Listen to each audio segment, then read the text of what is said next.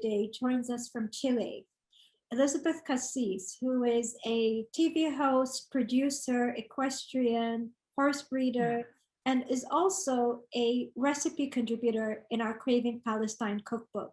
Marhaba, Elizabeth. Hello, how are you? Thank you for being a part of our Craving Palestine cookbook and for joining us today. This is my pleasure. I mean, this is the first time I'm in a cookbook.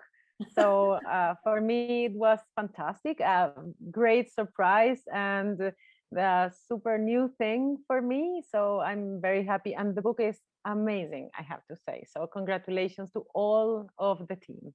Take us through your Palestinian roots. When I was little, very little, my grandparents, both sides, they used to speak in Arabic to me. So I understand a little bit of Arabic. And when I was little, I understood much more. And my mother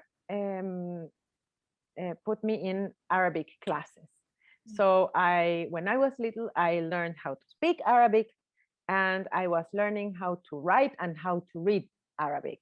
Since the time goes by, not all of my family speaks Arabic. So I started to losing the language. So I didn't have the opportunity to continue speaking it. And but that's in the language part, because somehow very deep, if you ask me when I was little, and if you ask me the same, if my classmates ask me, where are you from? My answer was from Palestine. And they were like, how come you are from Palestine? You were born in Chile. And I said, yes, of course, I was born in Chile, but I'm from Palestine. And they were like, where is Palestine? That's how my childhood developed, speaking about Palestine to my classmates and teaching about Palestine to my classmates.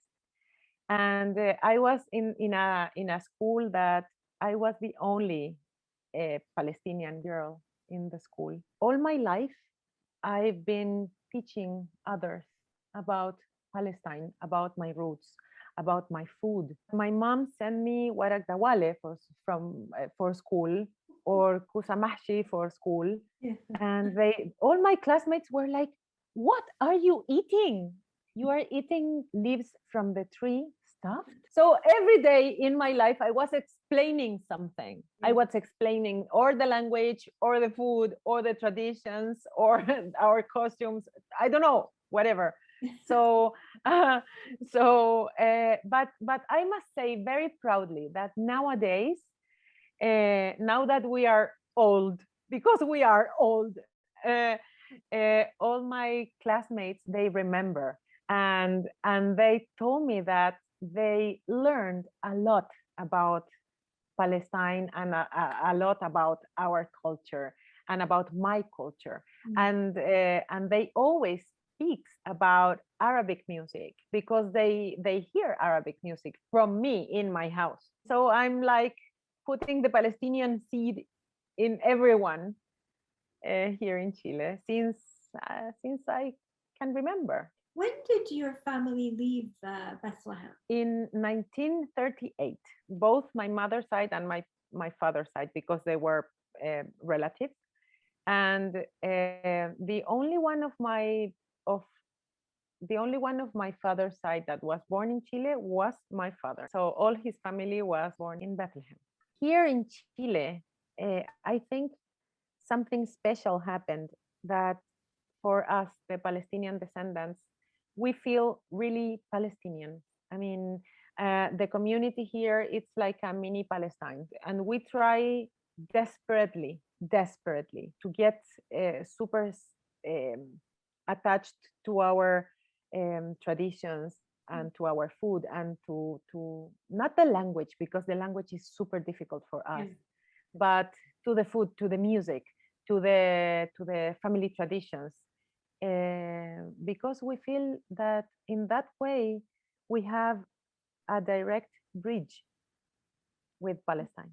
Yeah. And if we don't feed those traditions and those small little things, one brick of the bridge is going to fall.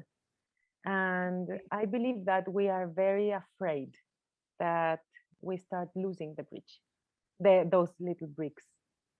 So we don't want the bridge to fall.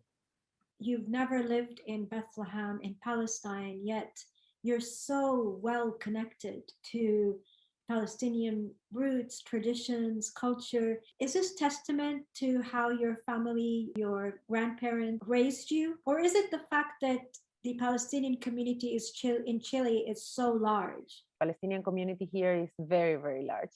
But I think that something special happened with my family in a particular way. All the things that I remember about my grandparents were somehow related to Palestine. I don't remember anything that wasn't related to Palestine. For example, I have these fantastic memories of my grandfather from my mother's side. When I was little, I went with my grandfather to the farm, and he always, for example, we were in the morning before they were like fixing breakfast or something, and we went walking through the farm, and we saw the fig trees, and we started to pick up some figs.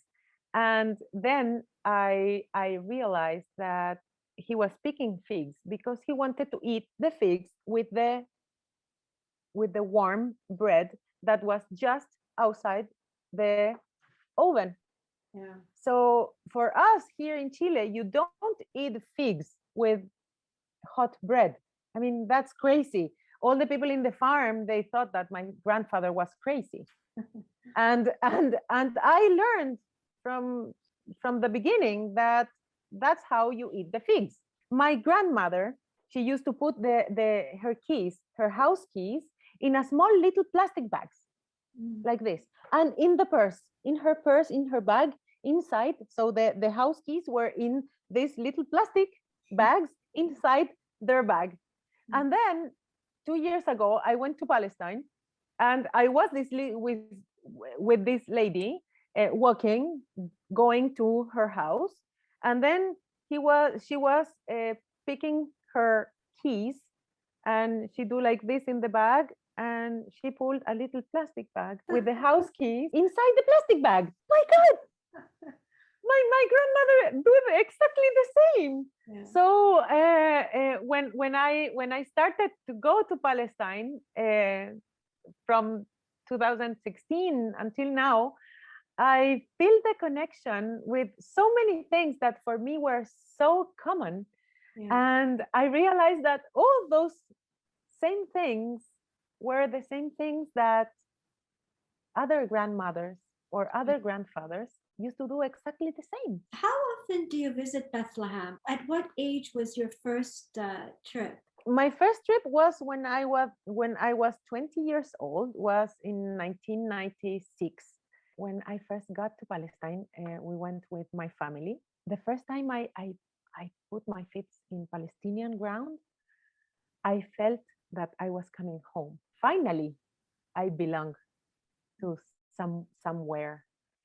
And in that trip, I fell in love with Palestine. Absolutely, I fell in love with the smells, with the sounds, with the food, with the people, with everything. I promised myself that in a near future I will come back to Palestine, and I will do something important to me and to Palestine. After 20 years, I went back to Palestine in 2016.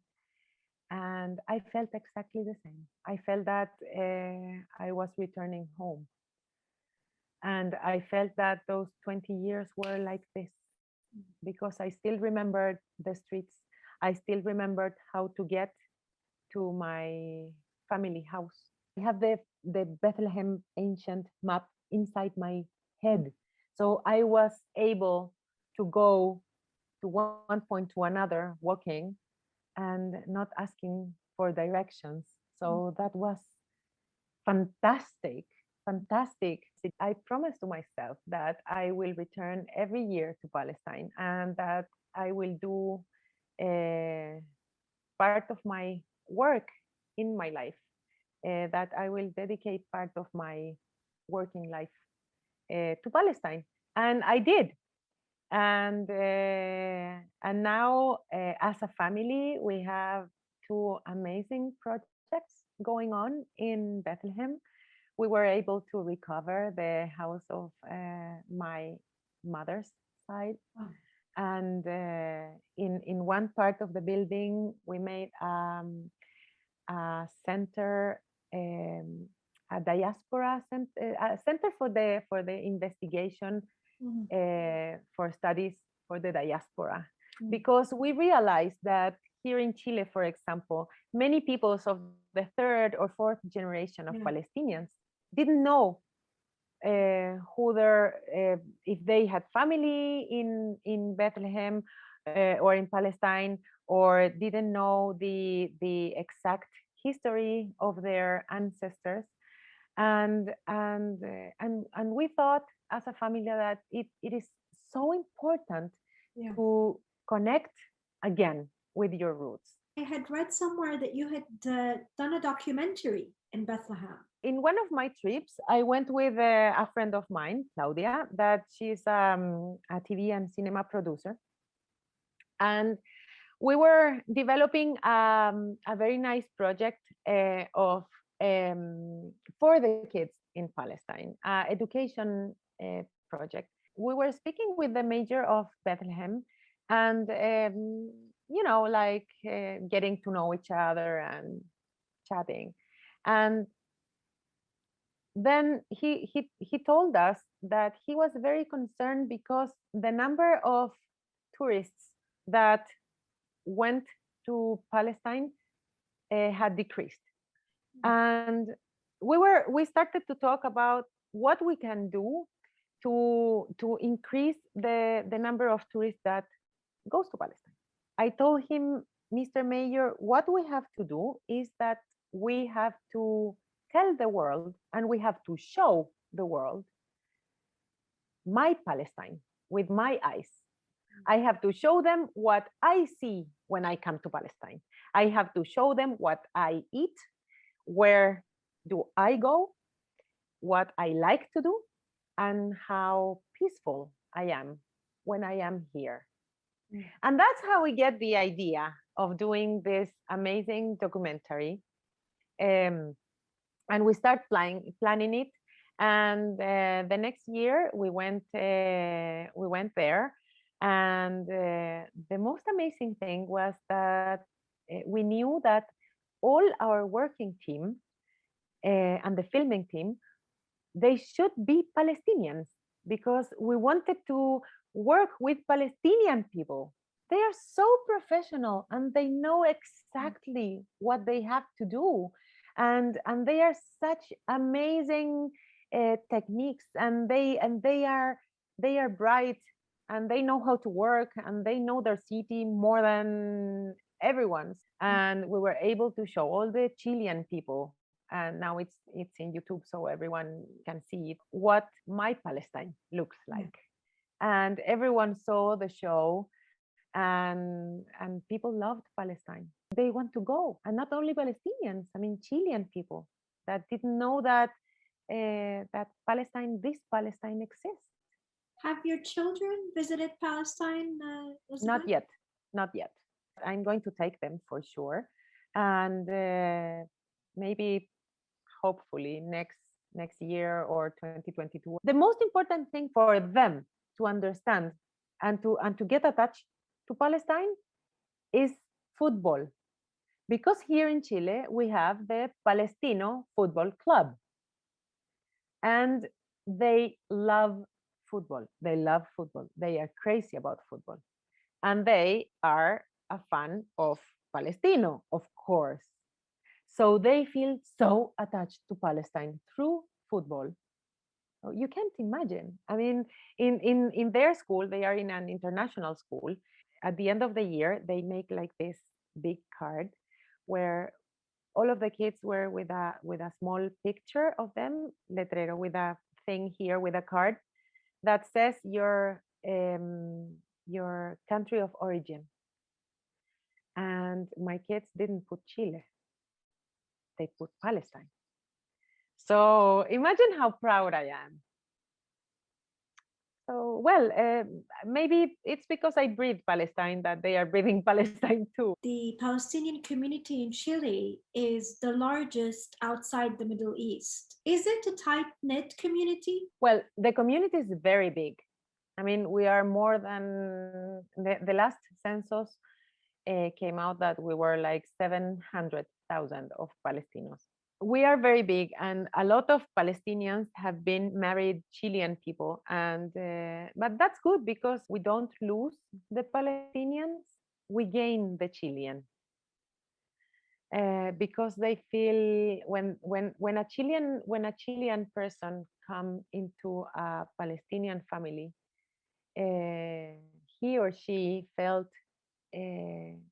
Palestinian like this, and they like to be Palestinian, and they like to be in the community. Circling back to Bethlehem, I'm sure visiting 20 years ago and visiting more recently, it's changing a lot. Absolutely. The biggest change for me was, and the most shocking one was when I get to Bethlehem in 2016, and the van that was taking us stopped in the checkpoint by the wall, and I was so shocked because I saw the wall in the news, in the newspaper, in the TV, but seeing the wall in person, it's it's it's another thing. I mean, it's I can't explain in words why what I felt in that moment. The only thing I do remember is that I start crying immediately, because I remember that checkpoint, and I remembered it before the wall. And as soon as we crossed, I remember the houses, the first houses that I saw, and but there were absolutely an enormous change in the scenery, and I had this image in my memory, but that image didn't contain the wall. So yes, of course, that was absolutely shocking, absolutely. And but in another way, even though so many things changed, and some others changed for good, because I saw a lot of modern things going on and a lot of technology, um, but in a certain way it was the same. uh, People were the same, their hospitality was the same, the smells were the same, the sounds were the same. So it's kind of very hard to describe, because yes, of course, so many things changed, but very deep inside, nothing changed. That's what I like. That's the Bethlehem that I like. What's your go-to Palestinian dish, Elizabeth? Marmaon, but I believe it's maftul. Maftoul. Maftul, right? Yeah. Maftul and shish barak. Those are my favorite, and those were the specialties of my grandmother. She passed away, but uh, those were her specialty. And I remember that when I was very little, and she made shish barak for us, mostly for me because I got crazy with this food. Um, I used to eat so much, but so much, like 3 or 4 plates of shish barak, that my tummy was like this, and my belly button was like out of my tummy. But I think that there is something happening with me and the flavor of of the dried um, something happened. I don't know. Maybe it's because my pH of no, I don't know. The pH of my blood is mixing very well with the pH of the dish. I don't know. But something happened. I mean, because it's not normal that I feel so much pleasure in eating shish barak. Going back to your recipe that you featured in the cookbook, the delicious yogurt cucumber salad, why did you specifically select this recipe? Because I ate it almost every day. I loved Arabic cucumbers. When I said that I love Arabic cucumbers, is that I'm crazy about cucumbers. Every time I go to Palestine, to Bethlehem, the first thing I do before anything is going to the vegetable market and getting a bag like this with 50 or 60 cucumbers and start eating them in the street. And I'm eating them all day because I can't get enough cucumbers. So my uncle, I don't know how he managed, but someone brought, all of this when I was little, someone brought these seeds for him and he grew them in his garden. He grew the cucumbers in his garden. And so I was totally used to eat these cucumbers. But then my uncle passed away and I realized that I had no more cucumbers. So I went like crazy because I didn't find these cucumbers anywhere. So when I went to Palestine, the first thing I did is to get cucumber seeds. And I grow them not in the farm, here in my house in the city, in the garden, because I need cucumbers every day. And that's my, I mean, I eat lettuce, I eat tomato, I eat whatever. I love salad, I love vegetable. But in my table every day is a small, not a small, it's a plate like this with cucumber salad with yogurt every day. So when you ask me for a Palestinian recipe, it's like, of course, my salad. Palestine in one word. Home. Bethlehem in one word. Family. Life in one word. Love. Family There is no in life one without word. love. My kids. What is your hope for Palestine, Elizabeth? You know what? If you ask me this before 2016, I will tell you free Palestine.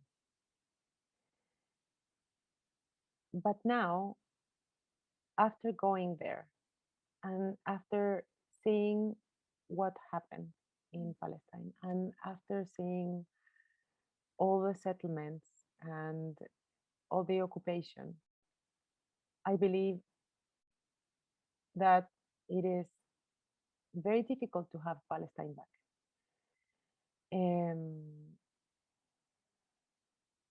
Under this reality, I believe that what I want for Palestine is to be what's the word? A sovereign country, and that Palestinians can live freely inside the Palestinian territories, and that they can have freedom to go out, to go inside and outside the Palestinian territories as every other country in the world. Because if I said to you that I want all our land back, even though I would like that so much, I think I'm being naive, unfortunately, because that won't happen. So, and I'm telling this, and and I'm suffering in this moment while I'm telling this, because this is what I don't want. But I'm not being real if I tell you this. So as the reality as it is now, I would love to have a sovereign territory and that Palestinians can move freely.